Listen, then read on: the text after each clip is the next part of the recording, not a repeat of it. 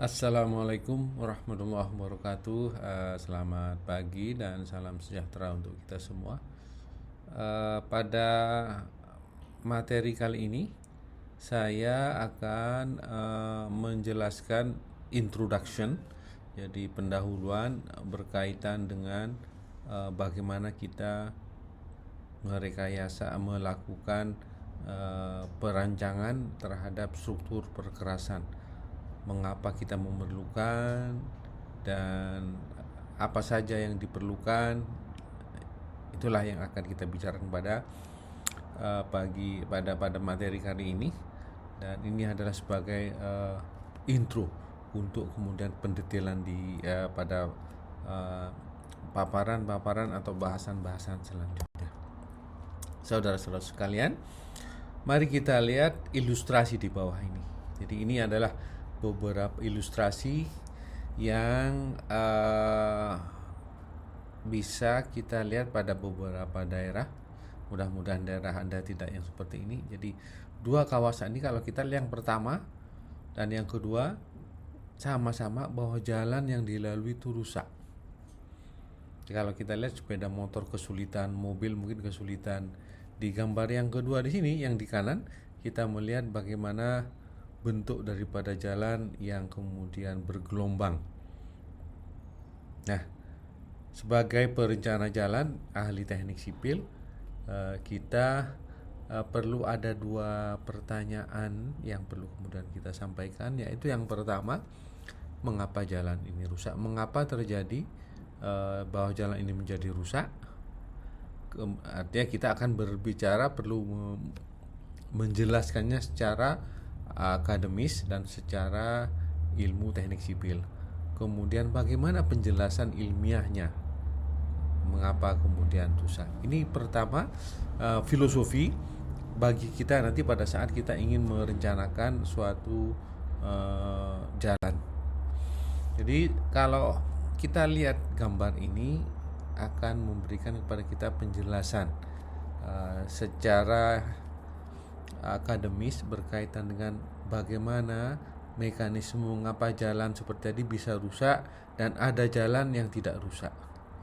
Jadi kalau kita lihat di sini, kalau kita berbicara terhadap hukum Newton, jadi hukum Newton di sini masih di mekanika teknik atau statika, itu diajarkan terkait dengan bahwa di hukum Newton 2, agar kondisi dalam kesetimbangan diperlukan adanya reaksi dari adanya beban pada suatu struktur. Nah, pada kasus ini pada jalan, kita melihat, saya berikan ilustrasi di sini, ada truk atau bus yang kemudian lewat jalan.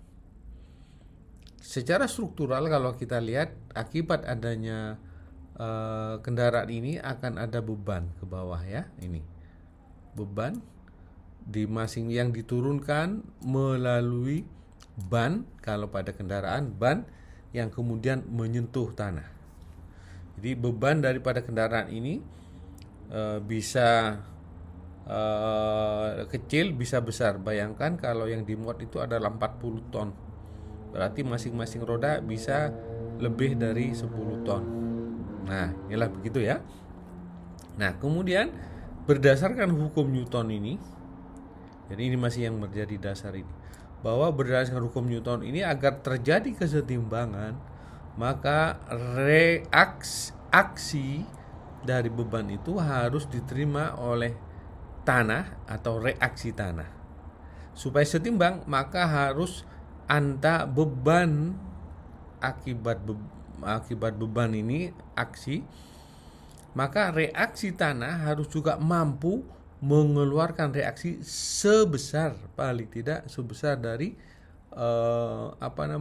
beban dari kendaraan ini. Nah, disinilah kemudian kalau kita melihat bahwa kalau kemudian dilihat di sini, kalau kemudian hanya didasarkan pada kondisi tanah alami, tanah dasar, itu yang kemudian banyak masalah. Tidak banyak jalan atau struktur tanah yang kuat. Umumnya tanah itu kan ada lempung dan sebagainya, sehingga akibat beban yang besar, maka yang terjadi adalah bahwa aksinya itu lebih besar daripada kemampuan reaksi dari tanah. Itulah kemudian karena reaksinya lebih kecil, maka akan terjadi ketidakseimbangan, rusak tanahnya. Itulah kira-kira yang menjelaskan mengapa kemudian kita perlu adanya lapis tambah. Jadi lapis tambah itu yang diletakkan di atas tanah dasar. Di atas tanah dasar ini dalam rangka apa?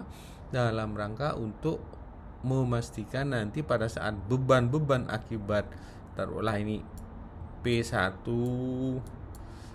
yang ini P2, P1, P2 dan P yang selanjutnya itu besarnya bisa ditahan oleh reaksi daripada struktur tanah itu. Jadi itu kira-kira konsep filosofi dari mengapa kita butuh perkerasan.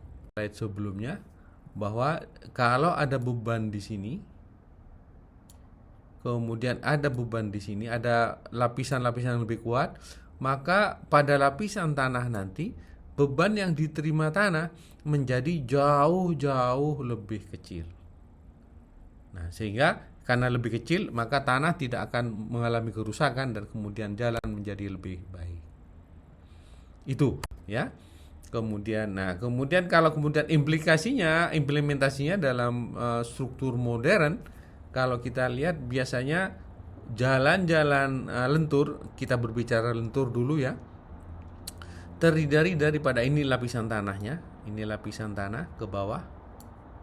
Nah, ini ada subbase, ada base, dan kemudian ada surface. Ada 3 biasanya lapisan ini yang biasanya disebut dengan LPB, lapisan pondasi bawah. Kemudian base itu ada lapisan pondasi atas, dan kemudian yang surface cost adalah lapisan tanahnya di situ. Jadi lapisan dari aspal, lapisan aspal. Jadi umumnya menjadi 3 kali. Nah, sehingga kalau nanti ada beban di sini, jadi ini terima dulu oleh lapisan-lapisan yang mempunyai karakteristik lebih baik, sehingga pada saat menerima beban ini masih bisa menerima. Kemudian semakin ke bawah semakin kecil tegangannya dan diterima oleh material yang relatif lebih kecil. Demikian juga sehingga sampai kemudian tanah karena sudah agak jauh jaraknya dari beban menjadi bisa menerima ini. Nah, gambar-gambar selanjutnya ini adalah beberapa contoh-contoh aplikasinya pada saat sudah dibangun di lapangan. Jadi kita lihat di sini pada saat dibangun ini ada terjadi dari beberapa lapis. Kemudian ini adalah contoh-contoh dalam aplikasinya juga, bahwa dalam perkembangannya lapisan surface itu masih dibagi dalam beberapa lapisan-lapisan. Nah, ini LFA adalah LPB, LFP kelas B adalah LPA, LPB ini LPA, dan seterusnya. Namun kalau kita mau lihat di sini intinya padahal ini masih tetap seperti ketiga tadi, yaitu LPB lapisan paling bawah, subbase yang ada di atas permukaan tanah dasar, kemudian ditambah dengan lapisan LPA, lapisan pondasi atas, kemudian aspal. Jadi kalau kita lihat contohnya di sini AC, BC, AC base ini semua adalah aspal, material berbahan aspal, sehingga kemudian dibuatkanlah dengan bermacam-macam. Nah, sekarang kita menginjak pada apa sungguhnya tugas seorang sarjana sipil. Nah, tugas sarjana sipil itu adalah memilih material yang paling sesuai untuk jalan tersebut. Jadi material untuk masing-masing lapisan tadi, ingat bahwa di masing-masing elemen ada aspal, ada lapisan LPA, ada lapisan LPB. Nah, bagaimana kita memilih material itu sedemikian sehingga pada saat ada beban lalu lintas, material-material tersebut mampu untuk menahan itu. Dan kemudian yang kedua, agar supaya mampu menahan, maka tidak hanya terbatas pada jenis atau kualitas material, tapi juga berapa ketebalan dari masing-masing material tersebut. Jadi aspalnya itu berapa senti, LPA-nya, lapisan pondasi atasnya berapa senti, lapisan LPB-nya berapa senti, itu semua akan kemudian mempengaruhi terhadap bagaimana jalan itu bisa stabil apa tidak. Nah, pada materi-materi selanjutnya kita akan membahas bagaimana teknik perhitungan agar supaya kita bisa menentukan dan menghitung kebutuhan tebal di masing-masing lapisan tersebut. Berapa ketebalan daripada aspal, berapa ketebalan daripada lapisan pondasi atasnya, berapa ketebalan lapisan pondasi bawahnya, sedemikian sehingga kemudian pada saat beban sudah ada, jalan dioperasionalkan, tidak terjadi kerusakan-kerusakan yang tidak diharapkan dari sepanjang perancangan atau kemudian layanan daripada jalan itu. Nah, untuk menentukan berapa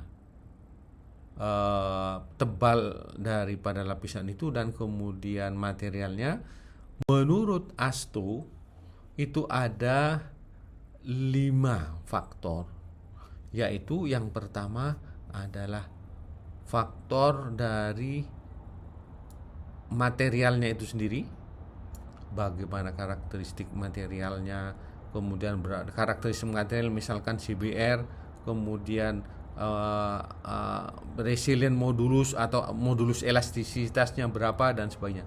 Kemudian tak kalah pentingnya juga adalah climate, iklim, perlu dipertimbangkan di mana kita akan membangun jalan itu dan sebagainya, ya.